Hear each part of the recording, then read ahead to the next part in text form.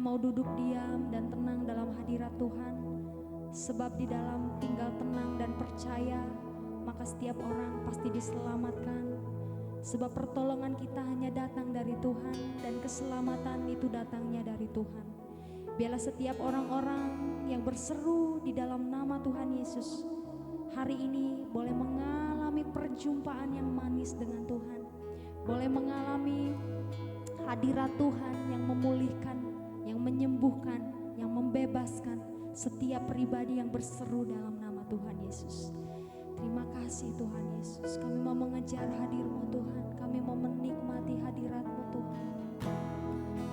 Kami mau menikmati hadirat-Mu, kami mau mengejar hadir-Mu. Dekat padamu itu rinduku. Amin.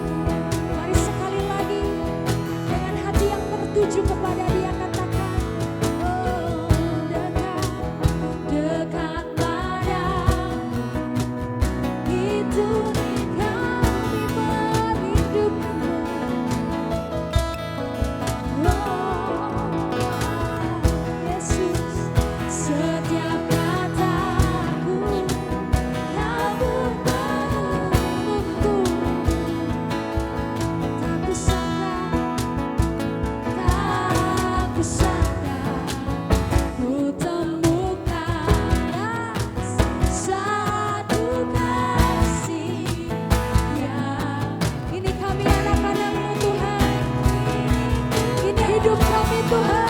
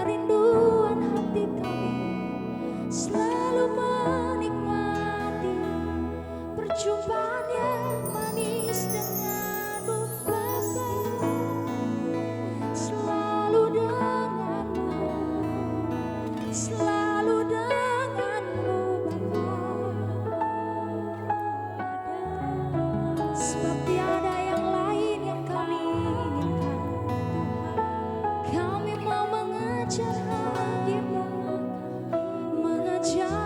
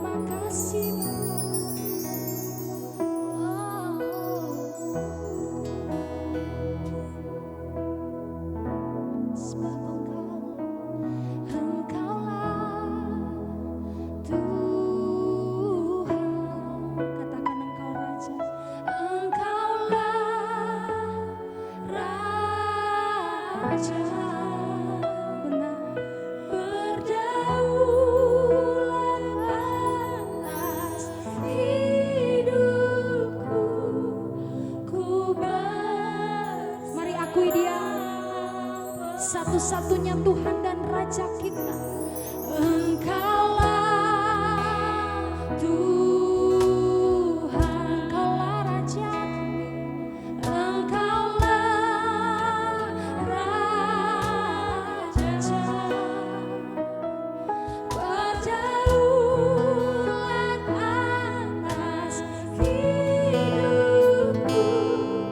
ku berserah penuh.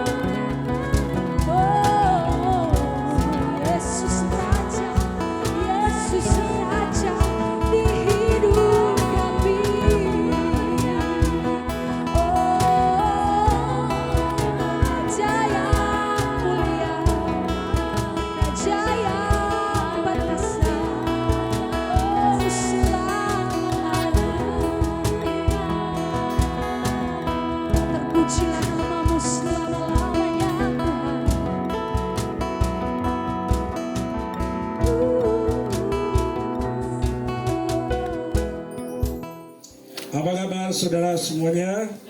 Kita bersyukur Natal kali ini kita naik gunung lagi saudara. Ya, kita bersyukur juga kepada ada Bapak Billy dan keluarga, pemilik dari Secret Garden bersama-sama dengan kita. Selamat beribadah.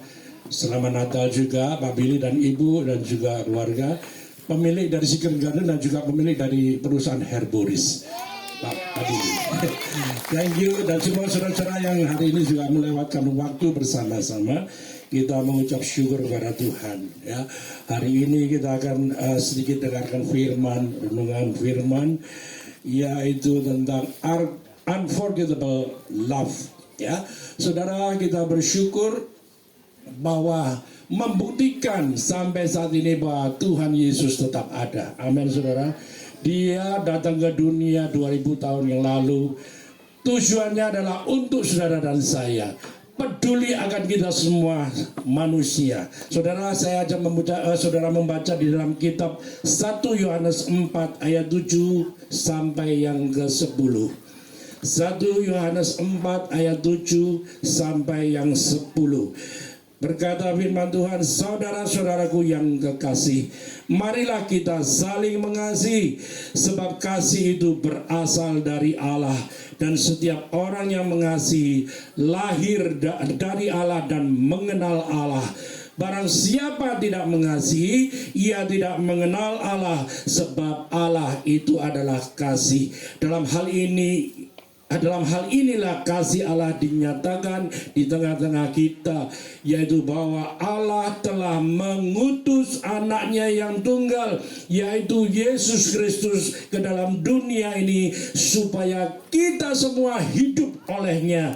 Inilah kasih itu, bukan kita yang telah mengasihi Allah, tetapi Allah yang telah lebih dahulu mengasihi kita dan yang telah mengutus anaknya sebagai pendamaian bagi dosa-dosa kita. Saudaraku yang terkasih di dalam Tuhan, Yesus datang ke dunia supaya semua orang itu melihat kasih dari seseorang pribadi. Ya, bagaimana kasih itu diperlihatkan, kasih itu dipertontonkan, kasih itu direalisasikan, kasih itu dimanifestasikan dan diaplikasikan oleh siapa? Oleh Tuhan Yesus, saudara.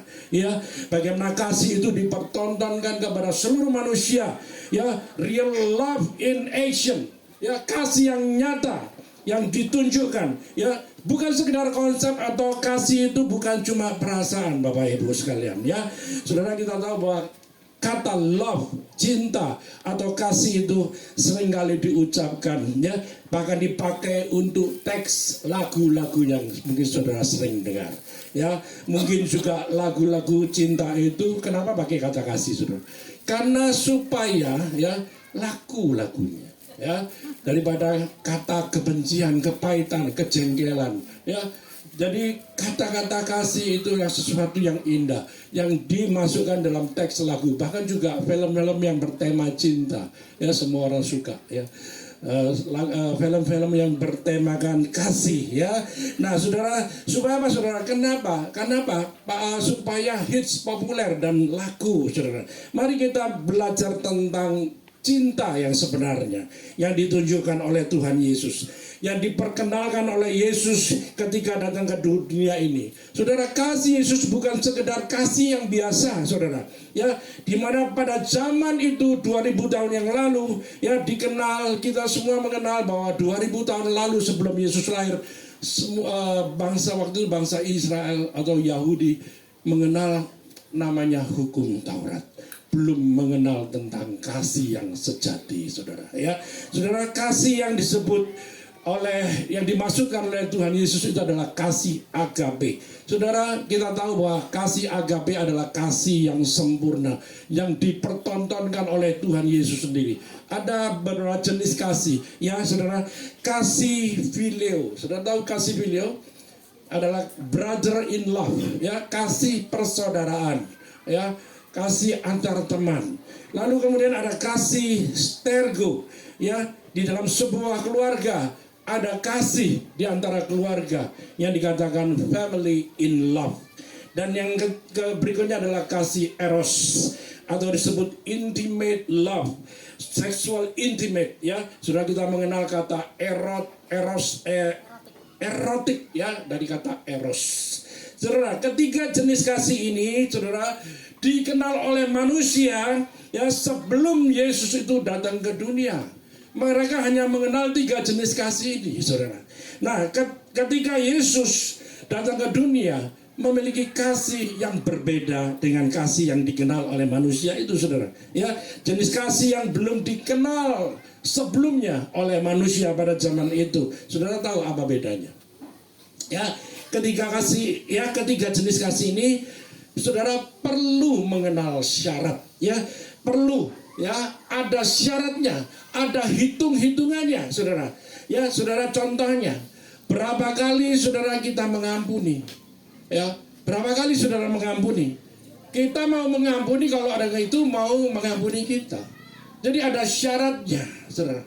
Kalau Yesus mengajarkan kita mengampuni 7 kali 70 kali, saudara, artinya apa? Kita mengampuni terus-menerus tanpa berhenti. Sekalipun kita disakiti, sekalipun kita dibenci, sekalipun kita difitnah. Saudara, Tuhan Yesus mengajarkan, saudara, kasih yang sejati, kasih agape, saudara. Ya, saudara, contoh lagi, ya, mungkin Natal yang tahun lalu atau 2-3 tahun yang lalu kita dikasih hadiah, dikasih kado. Tiap tahun mungkin saya kasih kado, saudara kasih kado kepada teman-teman saudara. Lalu kemudian ditunggu-tunggu kok gak ada balasan kado, saudara. Ya, berarti saudara mengharapkan balasan. Kalau kita memberi, saudara, berarti apa? Menunggu balasan. Biasanya begitu. Begitu nggak ada balasan, akhirnya apa, saudara? Tidak lagi memberi, saudara. Artinya apa, saudara? Kita memberi karena apa? Ada syarat, harus dibalas. Apakah demikian, saudara? Ya, kalau kita memberi, janganlah kita minta balasan. Tuhan Yesus itu datang ke dunia itu memberikan kasih kepada kita. Dia tidak minta balasan kepada kita, saudara. Ya, nah, saudara, bedanya, saudara, ya, kalau kita mengenal kasih Yesus itu tanpa syarat, saudara, tidak ada syarat, tidak ada hitung-hitungan, saudara. Ya, kasih Yesus tidak perlu syarat. Nah, saudara, kita tahu bahwa kasih agape itu adalah fokusnya, ya, adalah apa yang dapat diberikan, ya, daripada apa yang saya terima. Kasih yang sempurna daripada orang lain, ya. Jenis kasih yang sempurna, yang tertinggi. Fokusnya adalah apa yang bisa saya berikan daripada apa yang saya terima daripada orang lain. Inilah kasih Yesus. Tuhan Yesus datang memberikan segalanya. Ya. Tahta kemuliaan ditinggalkan.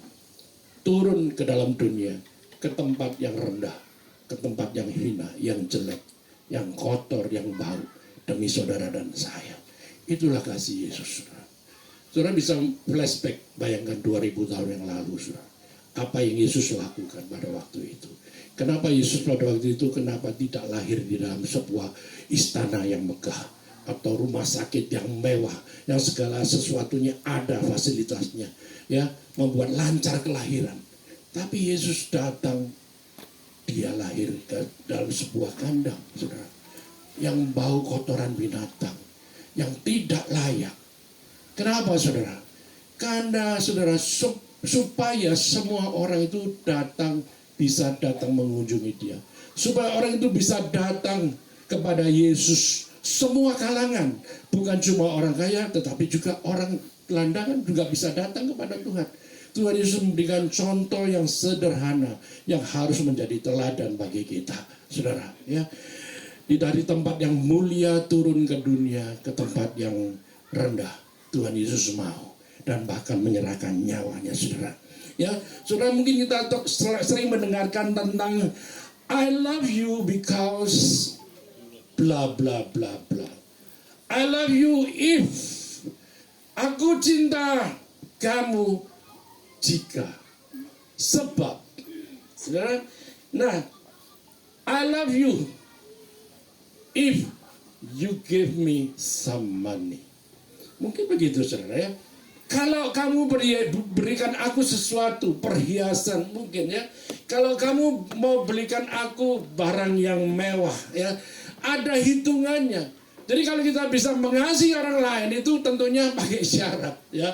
Aku mau mengasihi kamu jika kamu memberikan aku sesuatu ya. Saudara, ketika kalau kita bertemu dengan orang yang mau konseling pernikahan ya, tentunya kita akan bertanya ya, kira-kira pasangan ideal yang seperti apa yang kamu inginkan ya. Lalu kemudian pasangan itu mengeluarkan daftar list ya. 1, harus cinta Tuhan, keren kan ya, harus cinta Tuhan. Yang kedua, harus kaya, harus cantik, harus ganteng, saudara ya, harus mencintai orang tua dan sebagainya. Banyak banget saudara listnya yang harus dibuat, saudara. Itu manusia. Jadi ada syaratnya harus begini, baru aku mau mengasihi atau mencintaimu, saudara. Ya memang sebenarnya cukup fair juga ya, saudara. Nah, saudara, tetapi ketika saudara ada pasangan yang usianya sudah berjalan, bertumbuh ya, lalu sudah mencapai satu usia tertentu, lalu sampai sekarang belum pernah ketemu pasangannya, saudara. Ya, udah kepepet, saudara. Ya, ditanya, lah banyak nanya kapan kawin, kapan nikah, saudara. Ya, biasanya saudara mulai didiskon, ya. Tahu didiskon, saudara? Ya, yang gini gak apa-apa deh, yang itu gak apa-apa, ya. Ya, siapa aja boleh, saudara. Saudara, saya sering memberikan joke ya kepada teman-teman yang masih muda. Ada 3 fase ya. Di fase yang pertama adalah usia di bawah 20 tahun. Ya, biasanya ini wanita. Mohon jangan tersinggung wanita ya. Apalagi yang masih muda. Wanita usia di bawah 20 tahun itu sering berkata begini, dia jual mahal. Siapa saya? Ya, jual mahal, saudara. Di bawah 20 tahun ya. Fase yang kedua adalah 20 sampai 30 tahun mulai ada diskon. Siapa dia? Siapa dia? Nanya kanan kiri, siapa itu ya gitu. Berharap supaya bisa menjadi pasangannya. Nah, saudara, fase yang ketiga, saudara, usia 30 ke atas, saudara, sampai manula, siapa saja boleh. Ya, saudara, ini adalah cuman joke saja, saudara. Bersyukur siapa saja yang dipasangkan Tuhan, kita bersyukur karena itulah pasanganmu yang tepat, yang sudah ditentukan oleh Tuhan sejak dahulu kala. Artinya dalam rancangan Tuhan, dalam rencana Tuhan, kita tidak boleh menyesal. Siapapun pasangan hidup kita, saudara, tidak boleh menyesal, apalagi ditinggal, apalagi dipegat, saudara, atau diceraikan. Saudara, kita semua dalam Tuhan, kita mengenal kasih agape. Saudara, Yesus memberikan teladan kasih yang sempurna, saudara. Ya, saudara, mana ada orang yang mengenal kasih seperti ini, ya, tanpa syarat. Mana ada orang yang mengasihi tanpa menuntut atau tanpa hitung-hitungan terhadap orang yang dikasihi, saudara. Mana ada, saudara?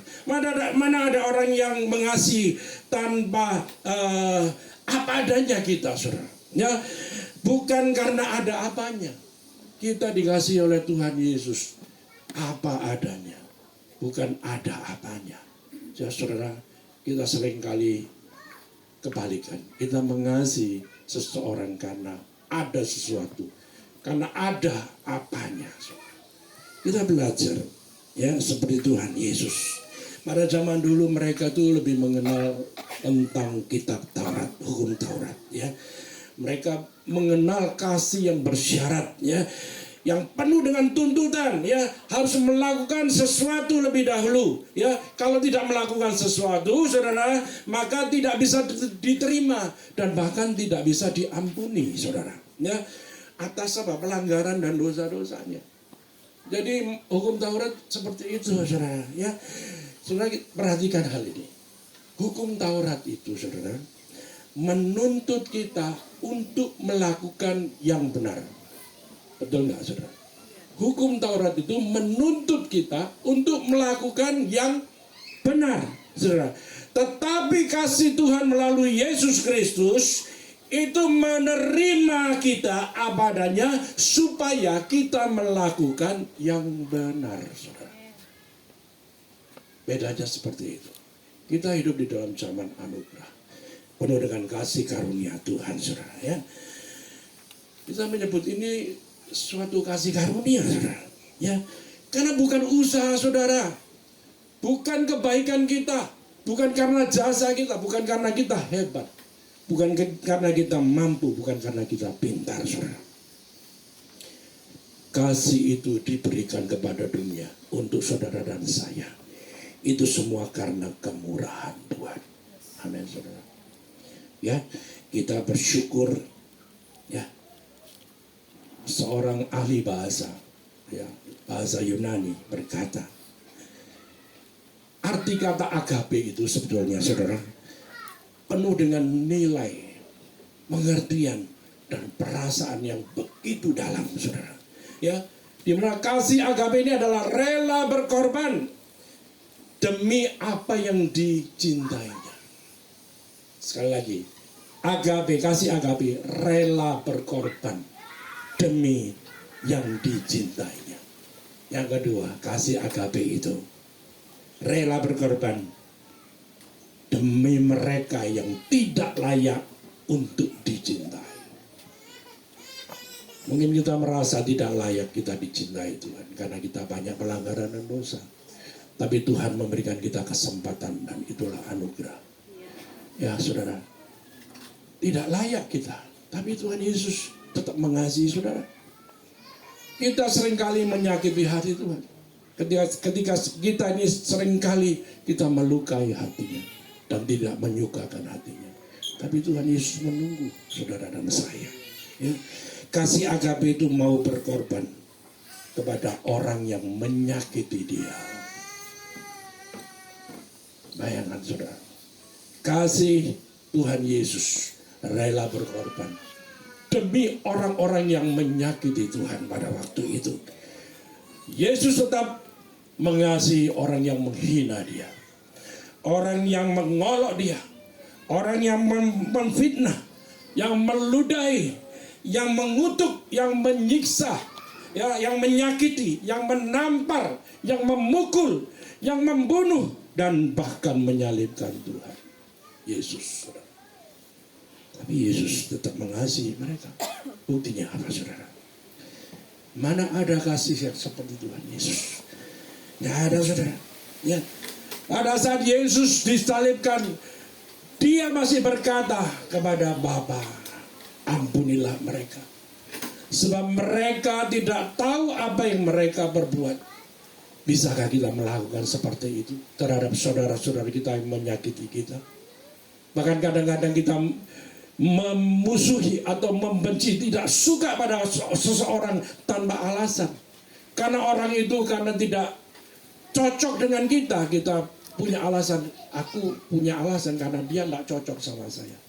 Karena dia aneh, unik, cerewet mungkin, ya, terlalu pencilaan mungkin, ya saudara, menurut saudara. Tapi saudara menetapkan hati, aku tidak mau terima dia dengan alasan apapun, saudara. Kita tidak meniru Tuhan Yesus. Yesus adalah teladan yang sejati, rela mengasihi, rela berkorban demi orang yang memusuhi dia, saudara, yang tidak mencintai dia. Saudaraku, renungan hari ini tentang kasih yang sempurna, di mana kasih ini harus diperlihatkan kepada dunia, harus ditunjukkan kepada saudara-saudaramu yang lain antar sesama. Ya, di antara jemaat Tuhan mungkin juga ada yang saling melukai, menanam bibit kebencian, permusuhan, dan kepahitan secara tidak langsung, saudara. Dengan perkataan kita, tidak bisa menerima saudara kita yang lain. Contoh yang sederhana seperti itu, saudara. Banyak sekali contoh yang kita bisa lihat di dalam kehidupan sehari-hari. Di antara keluarga kita. adik kakak, orang tua dengan anak, orang tua dengan menantu, saudara. Ya, terjadi konflik karena tidak ada kasih di dalam rumah tangga. Lebih ego, mementingkan diri sendiri, maka seringkali timbul masalah-masalah, dan masalah baru timbul karena apa? Karena responnya buruk, saudara. Ya, saudara, Yesus memberikan contoh respon yang baik, respon yang positif, respon yang benar, yaitu mengasihi saudara dan saya. Mari kita belajar respon seperti Tuhan Yesus, saudara. Sekalipun kita disakiti, sekalipun kita diolok, sekalipun kita dihina, bisakah kita mengasihi dan mengampuni mereka, saudara? Yesus itu datang mengasihi dan mengampuni segala pelanggaran kita. Kalau saudara mengaku sebagai orang-orang percaya, sebagai orang-orang yang mengasihi Tuhan Yesus, tetapi saudara membenci saudaramu, itu namanya omong kosong, saudara. Bagaimana saudara bisa mengasihi Tuhan yang tidak kelihatan, sedangkan saudaramu sendiri yang di depan mata engkau membenci, engkau tidak bisa mengasihi dengan alasan apapun, saudara. Ya, hari ini Tuhan Yesus mengingatkan kepada kita kasih agape, kasih yang tidak perlu syarat, kasih yang tidak perlu menuntut. Mari kita meneladani kasih Tuhan Yesus. Ya, peliharalah kasih di dalam kehidupan rumah tangga. Peliharalah kasih di dalam kehidupan di dalam gereja Tuhan. Peliharalah kasih di dalam kehidupan berinteraksi kita dengan masyarakat sekitar kita. Ya, kita bukan orang-orang yang eksklusif. Kita ini sebetulnya orang-orang yang harus menjadi terang, membawa terang Tuhan ke dalam dunia ini. Ya, karena kita disebut terang dunia. Yesus adalah terang dunia, garam dunia. Kita pun meniru teladan Yesus sebagai terang yang menerangi dunia yang gelap ini, saudara. Ya, pesan firman Tuhan tentunya sangat penting hari ini, saudara perhatikan. Yesus memberikan contoh yang baik, contoh yang sempurna. Ya, berdamailah dengan saudaramu. Ya, bagaimana Pak kalau urusan uang? Ya, kalau urusan uang, bisnis saudara susah, pasti banyak yang terluka, saudara. Apalagi utang nggak bayar, saudara. Ya, banyak terjadi luka kepahitan. Ya, kita yang punya uang, ya, dipinjam sama orang lain, lalu orang itu tidak membayar, kemudian kita apa? Sakit hati, kita pahit, nggak bayar-bayar. Awas, marah, jengkel, saudara, mangkel dalam hati, saudara. Bagaimana caranya menagih utang, saudara? Saya juga nggak tahu caranya. Ya, kalau dia ngomongin aku nggak punya uang, apalagi kalau apa boleh buat, saudara? Oh, dia nggak punya uang, masa kita tagih terus? Mau diapain orang itu? Menurut saya ya biarkan saja. Anggap saja itu adalah pemberian kasih saudara kepada dia. Relakan saja, saudara. Kalau memang betul-betul dia juga terpuruk. Beda kalau dia orangnya sudah mampu lalu nggak bayar-bayar, ya sudah, saudara, tetap relakan saja, karena Yesus itu memberi pengampunan. Yesus itu tidak menuntut. Ya, kita belajar seperti itu. Maka orang Kristen itu disebut dengan orang yang murah hati. Kenapa, saudara? Memberi utangan kepada orang lain dan orang itu nggak bayar, ya sudah, nggak mau bayar ya sudah. Ya, nanti lain kali jauh usah dipinjemin lagi. Ya, jadi saudara, itu contoh yang sederhana. Kenapa, saudara? Kita mencontoh kalau memang orang nggak bisa bayar, sudah relakan, berkati saja orang itu. Ya, terlebih berkat memberi daripada menerima. Saudara, kalau saudara memberi itu, saudara punya lebih banyak. Amin, saudara. Jadi tetap bersyukur. Kenapa? Kita bisa memberikan pinjaman dan memberikan kepada orang lain karena mereka butuh. Ya, itu adalah kasih. Seperti yang Tuhan Yesus ajarkan, memberi hidupnya tanpa harus menuntut balas. Memang susah, memang sulit, saudara. Ya, tentunya orang-orang bisnis pasti punya pengalaman hal yang sama. Kami pun juga pernah mengalami hal yang sama. Ya, ditipu orang ratusan juta. Ya sudah, apa boleh buat, orang itu gak punya uang. Mau dimasukkan penjara juga tetap gak punya uang. Uang kita juga gak balik, saudara. Apa yang kita lakukan? Ampuni saja karena mereka orang yang lebih perlu. Ya, kita pasti tidak akan pernah kekurangan. Orang yang memberi pinjaman, orang yang memberi saudara pasti lebih bahagia. Amin saudara. Pasti lebih diberkati. Amin.